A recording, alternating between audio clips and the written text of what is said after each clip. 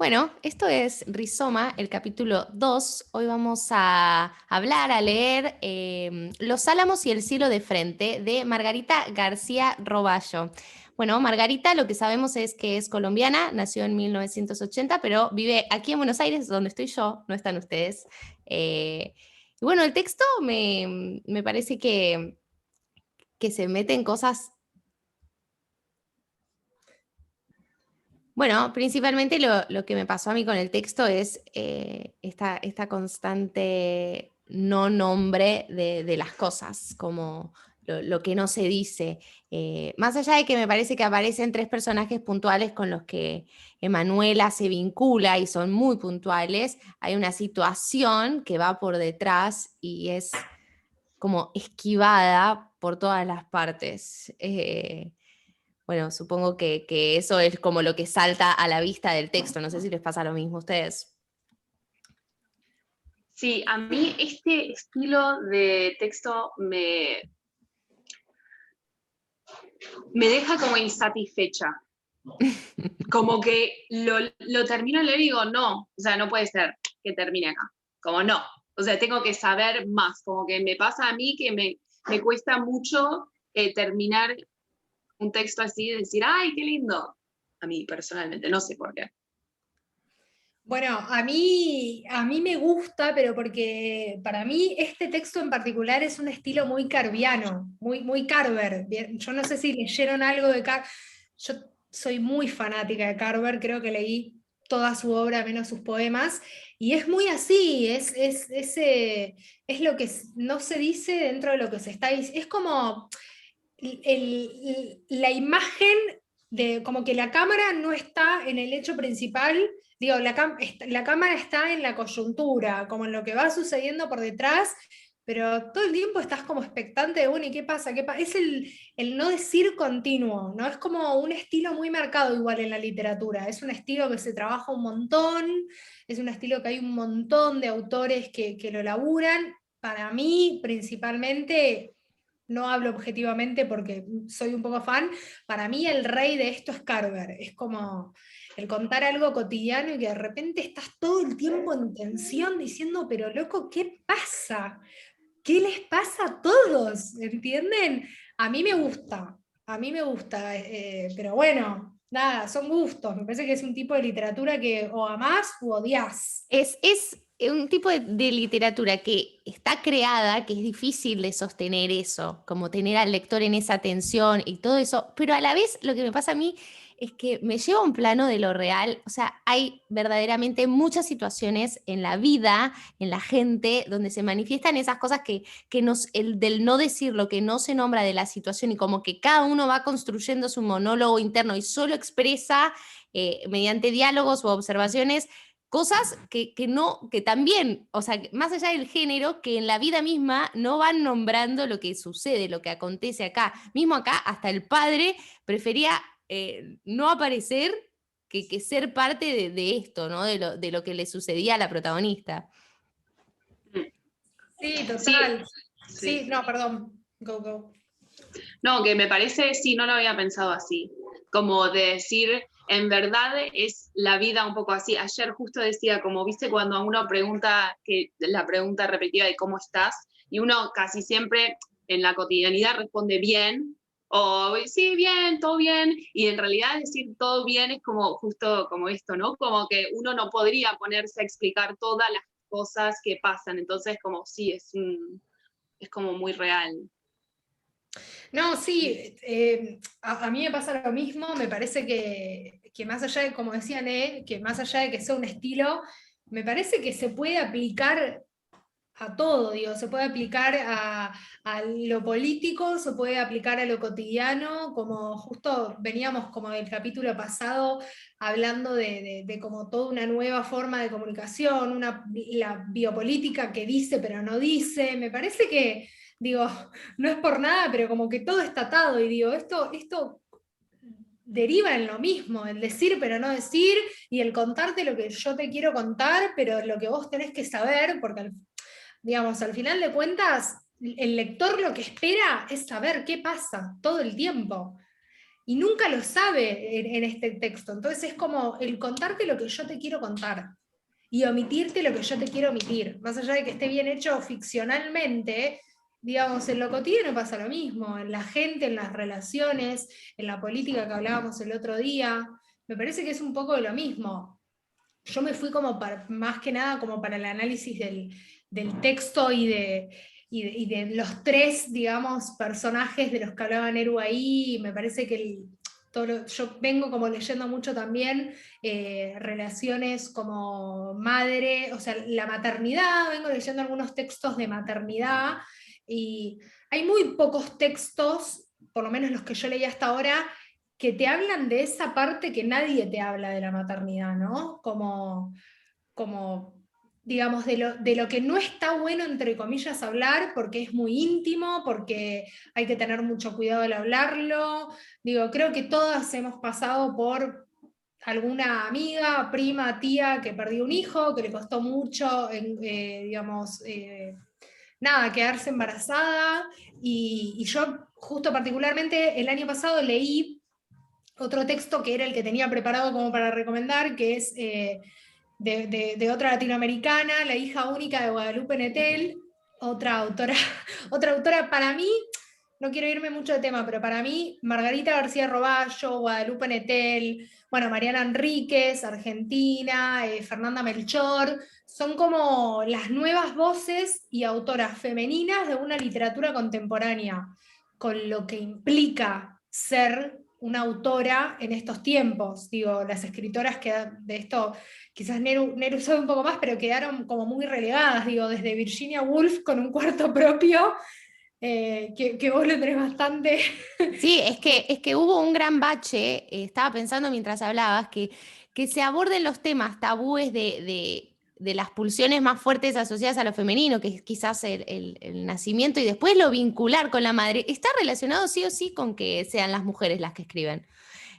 Quizás nosotras en esos baches que leímos mucha literatura escrita por varones, hoy nos encontramos con otra perspectiva, porque es raro hablar de un varón en ese vínculo quizás madre-hijo, ocurren otras cosas que habitadas por mujeres se transforman y se vive mucho. Siempre es como una gran cosa enquistada esta visión de la maternidad, porque en este cuento que leímos, ese vínculo es casi fastidioso, es también asfixiante, es también todo lo que no se dice, es una respuesta constante a esquivar, pero tampoco ella rompe ese patrón. O sea, la protagonista no es que sacude la modorra de ese mecanismo de vincularse con la madre y con la maternidad y con su propia maternidad, porque repite, es cíclico, pero creo que sí está bueno atarlo a que sean las mujeres las que escriben estas cosas también. Y pero ahora te la doy vuelta, perdón, ¿no? Pero digo, ¿no está entonces el foco puesto? Porque todo el tiempo venimos hablando de lo que no se dice, ¿no? Y no es quizás lo que quiere decir la autora, esta relación, esto, como dijiste vos, esto vincular con la maternidad, como no es ese el foco que quiere poner la autora, como escuchen lo que me pasa a mí en relación a la maternidad, no importa no importa qué le pasa al padre, no importa qué le pasa a la madre, es como te está diciendo, bueno, el foco en realidad, ustedes creen que está en lo que pasó, pero el foco está en mi relación con la maternidad. Digo, se me acaba de ocurrir recién escuchándote a vos. ¿No puede estar como ahí? Para mí un poco está en la maternidad, sí, sí. Es un gran foco del texto y de lo que ella, sea lo que sea que haya pasado con su bebé, porque en cierto sentido las acusaciones son tan graves que uno no termina de comprender qué le pasa a ella, qué fue lo que le ocurrió a ella con su bebé. Porque hay acusaciones muy graves, no parece ser un aborto llevado a cabo a término por cómo lo toman todos, ¿no? Como mismo las interrupciones tampoco son abordadas de una manera eh, amena. Ella es muy atacada por su entorno, por lo que sea que haya decidido, porque no lo termina de poner sobre la mesa. También pienso que con respecto a eso, quizás, o sea, la autora es de Colombia, ¿no? Sí. Como habría que ver cómo es porque por lo que yo tengo entendido, la verdad es que nunca fui a Colombia, pero por los colombianos que he conocido, por ejemplo, en Argentina, entiendo que es una sociedad bastante patriarcal, digamos, violento hacia las mujeres también, ¿no? Entonces, habría que como ver cómo está tomado el aborto en esas circunstancias, porque en tal caso siempre, o como lo veo yo, es que siempre va a ser muy fácil acusar a la madre, porque en fin, si lo decide, es la que tiene la última palabra, ¿no? Entonces la decisión recae muchas veces, si no es una decisión conjunta, ¿no? Como puede recaer más allá de si fue a propósito o no, si, no importa el contexto tanto, sino, digamos, el contexto singular de qué le pasó a esa madre, sino está como inmersa en verlo desde el punto de vista de los demás actores, creo, acá en este caso. Bueno, Bueno, ella, lo que decíamos al principio es que ella vive acá, acá en Buenos Aires hace como 15 años, es madre, tiene 2 hijos, pero sí, Colombia es de Sudamérica uno de los países donde el patriarcado es fuertísimo. y La violencia hacia las el aborto mujeres, no es legal, ¿eh? El bueno, aborto es legal en Colombia solamente si en casos de violación, incesto, inseminación artificial, bueno, sin consentimiento, malformaciones letales y si hay riesgo de vida, justo recién lo buscaba, o sea, 2021, digamos. No sé de qué año es este texto, creo que ahí lo dice al final. Me parece bastante contemporáneo igual. No lo sí. dice. Habría que buscar pero me parece bastante contemporáneo. Yo igual lo que creo que no lo supe decir antes. 2014 2014. es parte de la obra Cosas Peores. Cosas peores. Lo que yo iba a decir que en realidad lo que quise decir eso que no se dice, es que en realidad como que quería decir que el foco está puesto en esa sensación amor-odio que tiene una madre con la maternidad, que no está bien decir, es como en el consciente o en el común colectivo, no está bien. Y digo, ¿por cuántas? Yo, sin ir más lejos, tengo una amiga, bueno, que no, digo, no todos te dicen, che, el embarazo es el mejor estadio, ¿no? Como que me acuerdo bueno, de Juli, ¿no? Que Juli te decía, es Sí, como, no, no está tan bueno, es hermoso ser madre, por lo que manifiesta ella, y es hermoso el hijo, pero no la pasás tan bien. Y no está bueno, o sea, colectivamente no está bien decirlo. ¿Entendés? Es como hoy en día te miran mal si decís, che, no, yo igual me quiero tomar una birra, que no va a pasar nada porque te tomes una birra estando embarazada. ¿Y a cuántas madres las han mirado mal No, digo, nunca, no soy madre, no fui madre, no estoy alentando el consumo de alcohol en el embarazo, pero digo, ¿a cuántas madres las han mirado mal por tomarse una birra? ¿Se entiende? Como, quizás el foco está ahí, como es mi cuerpo, es mi decisión, lo que venimos hablando hace un montón, más allá de que el padre es el padre y todo lo que quieras, pero como que el foco creo que está puesto en eso que no se debe decir y se dice eso en contraposición a lo que el texto debería decirte y no te dice y te oculta. ¿Se entiende? sí. De hecho, ella en la parte que habla de ese embarazo, lo dice como se siente que aprieta, que asfixia, que está, que ahí hay una sensación de no goce en ese embarazo. Eh, Quizás también la diferencia es que cómo reaccionan los distintos personajes ante eso, porque el padre quizás fuga de ahí y hasta prefería no cruzarse y después pareciera que se acerca un poco a que ella hable, pero tampoco sucede. Y bueno, la relación con su pareja o con el padre de la criatura es horrenda, ya de por sí que ella lo describa con palabras que le provoca asco, habla un montón de todo esto también. Sí. Ah, Sí, yo creo que es como el 80% del texto está hablando el asco que le produce a aquella persona. Por eso creo que todo el tiempo estás en tensión de decir, bueno, pero te violó, digo, porque nadie, o sea, no puede existir esa posibilidad de que haya ocurrido una violación, de que haya ocurrido sin consentimiento, porque da la sensación en el texto todo el tiempo de que él quería ser padre o él tenía muchas ganas de ser padre, nunca manifiesta las ganas de ella de ser madre, y todo el tiempo el foco está en hacer sentir mal a ella, desde su propia familia, digamos, hasta las cosas que le pasan en el aeropuerto, digo, donde una nena la escupe, digo, como el texto ya empieza bastante fuerte, como echándole una culpa a una persona que no sabes qué le pasa, pero ya de por sí tiene una relación rarísima con la maternidad, o quizás no rara, quizás normal, como, ¿no? No sé. Bueno, o fuera de fuera de la norma, fuera de lo que cada vez lo normal parece que se estira un poco más, por suerte, como que se puede moldear un poco más, pero sí, obvio, hay una norma sobre estas cosas.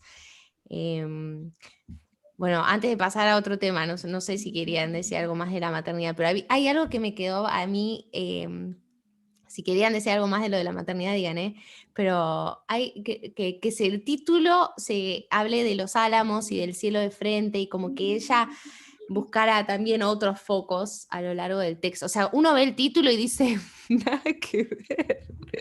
No sé si les pasó. No, estoy Sí. tratando de entender, como a ver si hay algún significado del álamo, ¿no? Pero esto no era porque ella se levantaba antes, había una parte, yo la verdad es que no me acuerdo exactamente, pero no había una parte que ella decía que cuando se levantaba en su casa, como abría la ventana y tenía los álamos y el cielo de frente, desde que construyeron ese edificio ya no.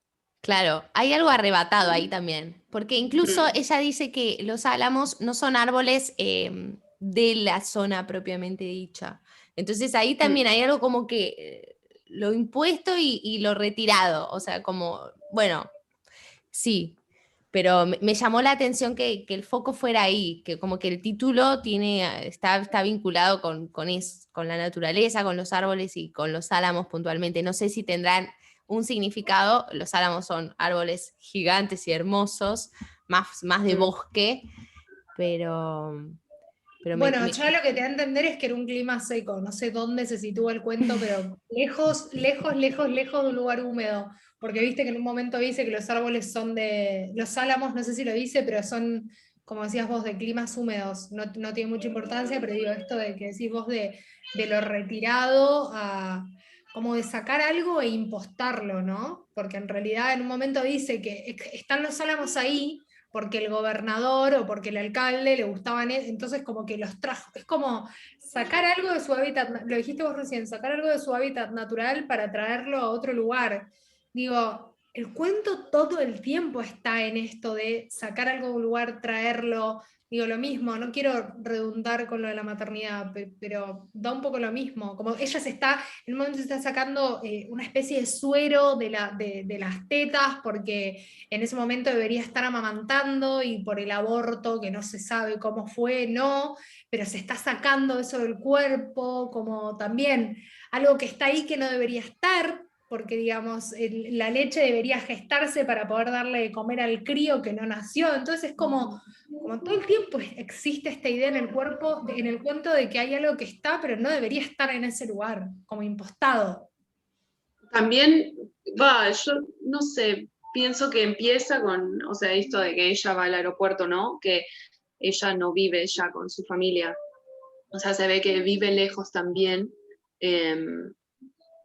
Y creo que puede tener algo que ver con eso, ¿no? Con el movimiento, no solo de uno también vuelve a un lugar, y cada vez que vuelve a un lugar, y más esos lugares de la infancia, que quizás uno vuelve diferente, ¿no? Y como eso también, como, bueno, abrir la ventana de una casa en donde antes había otra cosa, y eso cambia, y como, no sé, como quizás yo lo veo más como que los álamos y el cielo de frente quizás era como ella, o no sé, como que eso ya no está. Entonces, eso que ya no está lleva el nombre del cuento, porque en realidad los álamos y el cielo de frente es lo que ya no está, ¿o no? Ahora había un edificio. Sí, un edificio. Bueno, como que yo lo veo como si fuera una proyección de, no sé, si de su bebé, si de ella, que va a su casa y eso que no está vuelve al título del cuento, que también es de alguna forma sobre algo que ya no está, ¿no? Como de este bebé o, bueno, de ella también con las relaciones vinculares que pareciera que con su marido o su novio ya tampoco va más, ¿no? Como que también eso está como Bueno, de alguna forma. A ver, relación con la madre, no me parece menor. Digo, todo el tiempo, no sé si lo tenías ahí, Né, como tema para tratarlo, pero digo, esta madre que está todo el tiempo insistiendo en todo lo que tiene que hacer una persona que ya es adulta, que decide estar ahí por elección propia, que no vive hace muchos años con ella y todo el tiempo como ponete esto, venía a hacer esto, vamos a ver a la tía, como te da una sensación como de dirigir a una vida que ya no era dirigida por la madre. Como que la madre se quedó, entiendo yo, en esa parte de esa nena que abre la ventana y ve los álamos y el viento de frente y el cielo de frente. Como que la madre se quedó inquistada ahí. Y ella siguió con su vida y la madre no puede cerrar ese ciclo y como que tiene que volver a ser la que dictamina, la que da las órdenes, la que agarra al padre y lo calla, casi que lo quiere matar porque empieza a hablar. Digo, una imagen de madre muy fuerte en contraposición a una no madre o a una futura no madre.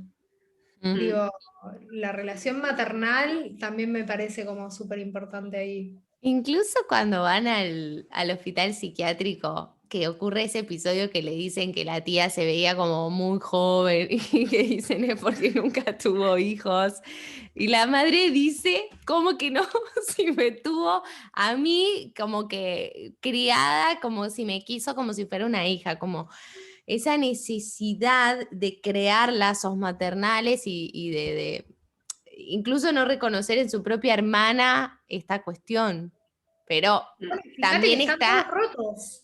pero está institucionalizada la decisión de su hermana más o menos, o su hermana por esa vida, y aún así necesita como incurrir en el reemplazo o en generar otras cosas ahí.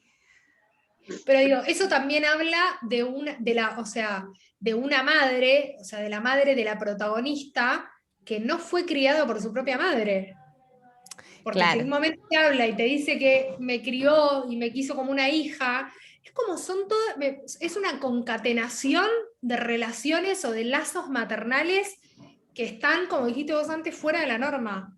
Como una supuesta abuela que fue criada por una tía y a su, ¿no?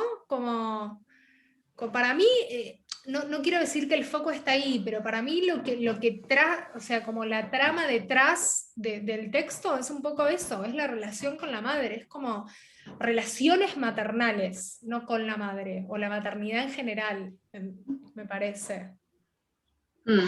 Sí, a mí como hay una parte de todo lo que es los textos de Latinoamérica o de Centroamérica que me parece muy atractivo por dos cosas. Uno, por el lenguaje que utilizan, que a veces usan palabras que no solemos decir, digamos, en Argentina, ¿no? Como hablando en el español más porteño, o tienen otro vocabulario que, no sé, me atrae mucho a leer de ahí. Y otro es esto de pensar las diferencias culturales que hay, al menos, no sé si de toda Argentina, pero sí de Buenos Aires y de Capital, ¿no? Que uno piensa en Colombia y quizás piensa en familias más grandes, ¿no? Como en esto de también que el rol maternal, por más que haya un patriarcado, la madre es la que se encarga de todo, de cocinar, de limpiar, de criar a los hijos, entonces como que es una sociedad patriarcal en cuanto a la decisión última o en cuanto a la violencia que se ejerza sobre la mujer, pero el rol de la madre es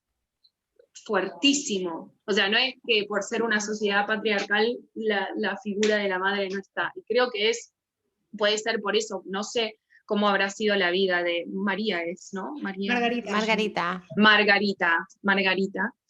Qué lindo nombre, Margarita. Pero quizás, supongo que algo tendrá que ver con algo que ella, no sé, vivió, no tiene que ser en carne propia, pero sí de haber visto, ¿no? De esta forma de una madre bastante imponente, digamos, ¿no? Como, sí, Sí, con mucha fuerza. creo que igual es como lo decís vos, me parece que es un estilo de madre latinoamericana en general. Como yo justo el otro día estaba escuchando un podcast que hablaba de las mujeres y, bueno, el que pasó Neru, de las mujeres y las finanzas, ¿no?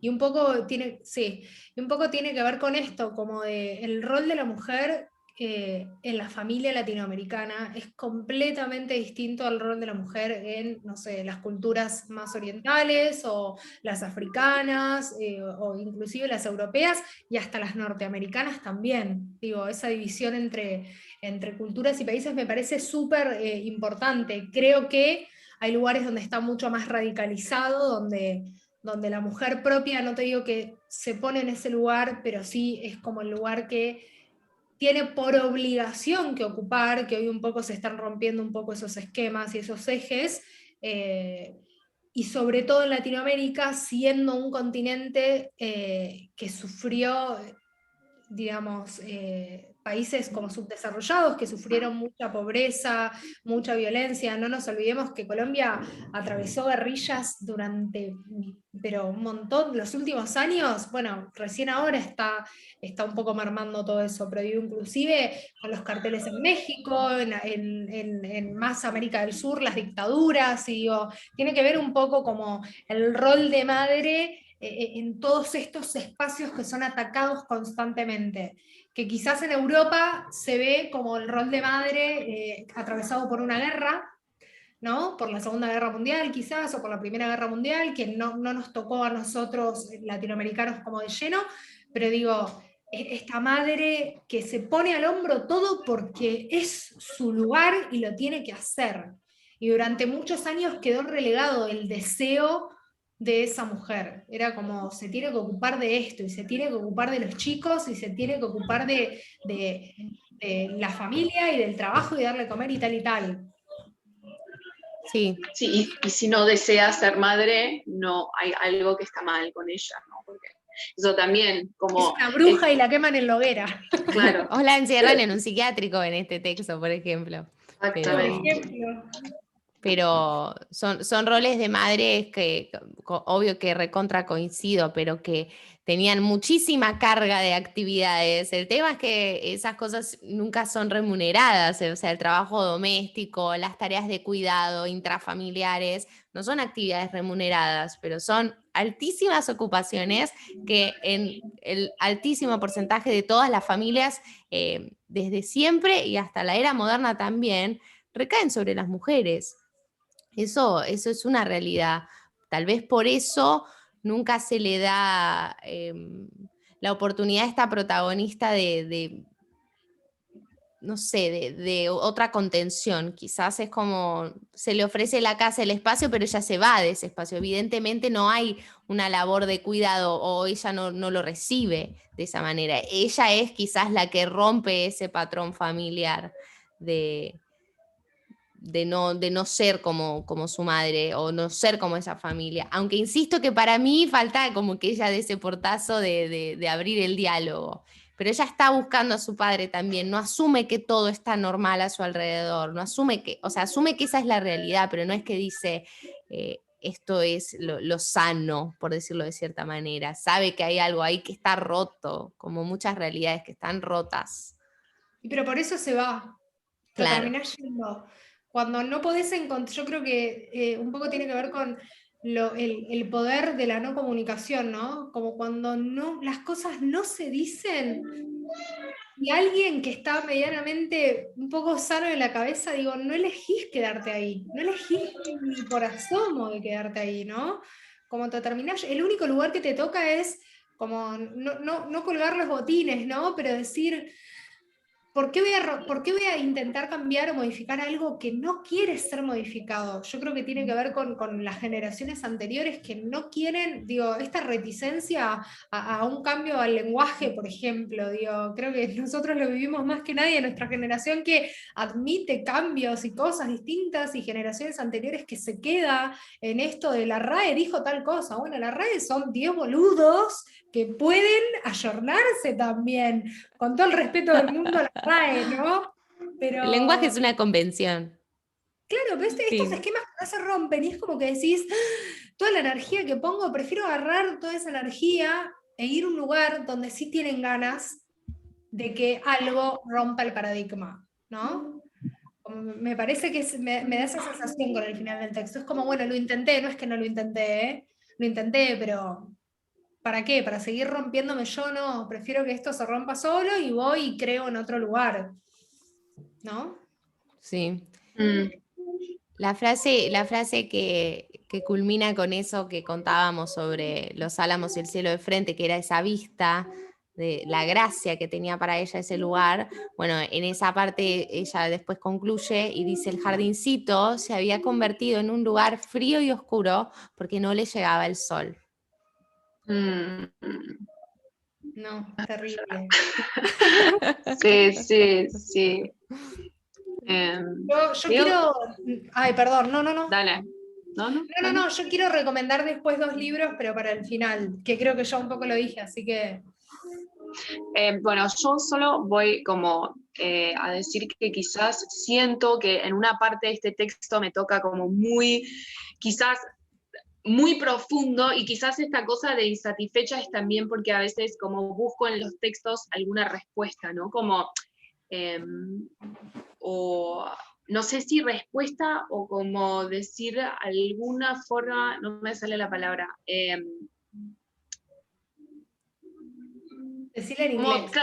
no, es como si yo buscara que esa persona haya hecho algo que yo pudiera de alguna forma adoptar, ¿no? Entonces me pasa que quizás también, como me toca profundamente este tema y quizás más personalmente todo el tema del aborto, como que también siento que a la vez me cuesta más procesarlo, ¿no? Que a veces cuando uno lee un texto, como por algunas cuestiones personales, no puede como analizar el texto en sí, porque hay muchas cosas que están implicadas de uno. Entonces, que las cosas que dijeron como que me hicieron, pienso que un espacio así está bueno también para eso, como para romper con lo singular del texto, para escuchar otras opiniones y así también poder comprender en más profundidad algunos temas que quizás estaban para mí bloqueadas, ¿no?